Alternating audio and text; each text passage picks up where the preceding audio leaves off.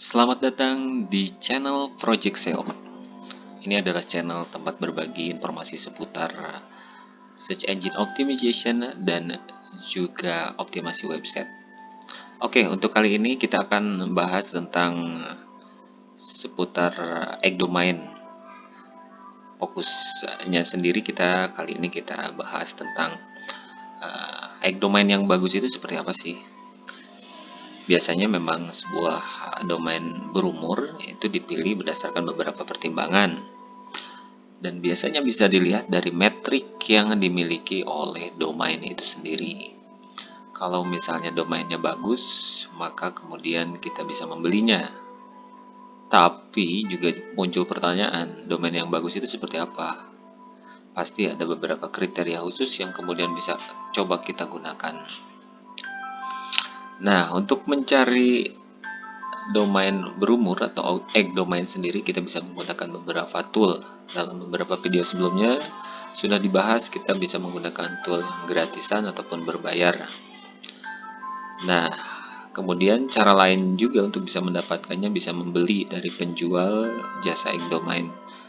Banyaklah di luaran yang jual egg domain yang katanya bagus.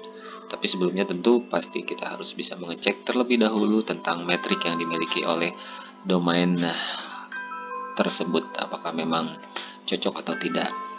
Nah, jika pertanyaannya adalah metrik domain berumur itu yang bagus seperti apa, tentu ini juga harus disesuaikan dengan kebutuhan. Kita mau membeli egg domain itu untuk apa?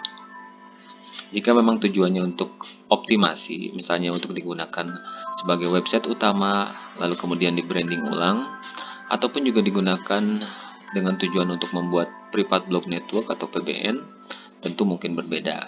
Jika tujuannya kita mau dijadikan situs website utama lagi dengan di brand ulang, maka kita harus cari yang memang memiliki brand.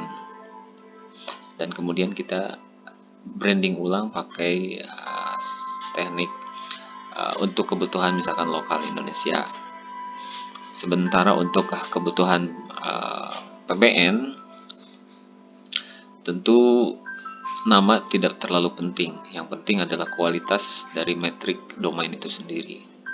Sementara untuk domain dijadikan money site, sebaiknya memang pertama memiliki brand dan juga metriknya cukup bagus. Nah, untuk bisa mengetahui domain egg yang bagus, kita bisa cari di Auction GoDaddy karena biasanya di sana yang terbesar. Kita cari. Nah, di sini ada yang sistemnya bidding. Bidding itu auction itu kan kita melakukan negosiasi penawaran tertinggi yang kemudian nanti akan jadi pemenang. Di sini ada banyak pilihannya. Kira-kira yang dibidding dengan harga mahal, misalkan ini harganya 33.000 ya, dolar Singapura dengan nama domain ini. Apa sih yang jadi keunggulan dari domain tersebut? Tentunya ada. Kita bisa cek terlebih dahulu metriknya seperti apa. Bagus gak sih domain ini? Oh, nggak ada ternyata ya. Terus apa yang buat mahal? Bisa saja mungkin dari nama domain itu sendiri ataupun juga dari kualitas backlink yang dimiliki oleh domain tersebut. Ini lelang. Kemudian coba cari yang lain. Apa sih yang buat domain tersebut bagus dan banyak dicari? Oke, ini mungkin dia kualitasnya jelek, tapi kemudian dia usianya udah sampai 18 tahun. Mungkin yang jadi keuntungan dari domain ini adalah nama domainnya Frame Foods, kemudian usianya 18 tahun. Bisa juga karena itu. Ini pada mahal, biasanya nih dari home, Travis, dari nama-nama Sementara kalau kalian mencari yang bagus tentu harus dilihat dari metrik domain itu sendiri. Ini sepertinya brand yang dijual,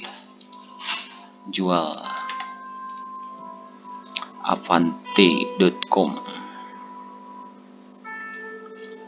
Ini DA-nya 24, sponsornya gede, tapi usianya ini sudah mencapai 23 tahun. Berarti udah benar-benar tua.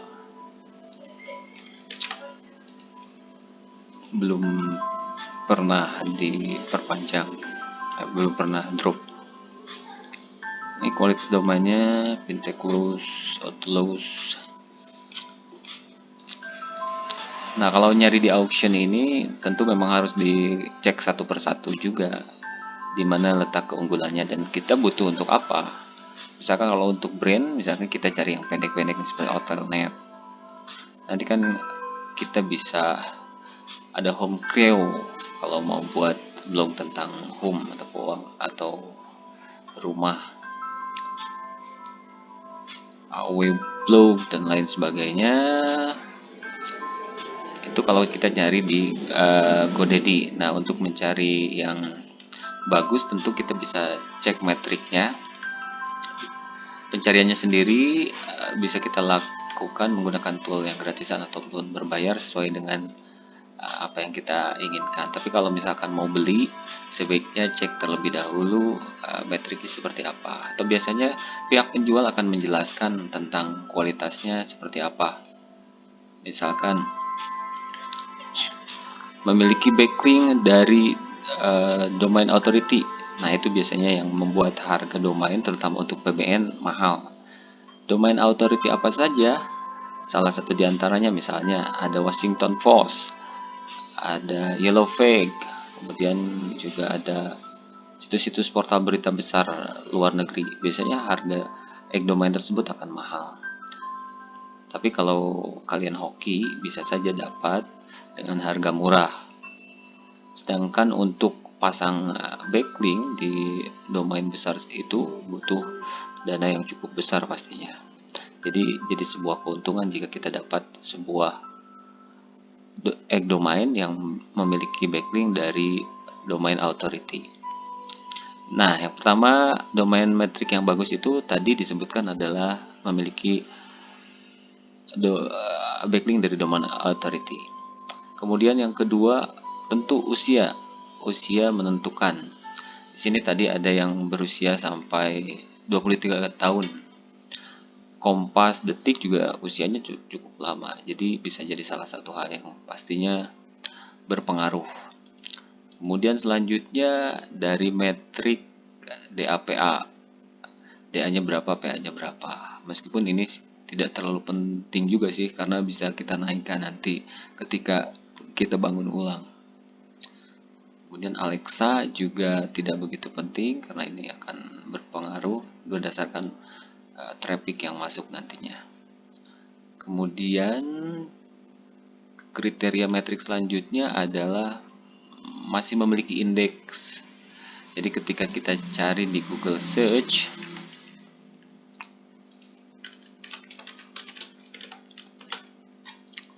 nah ini masih ada indeks.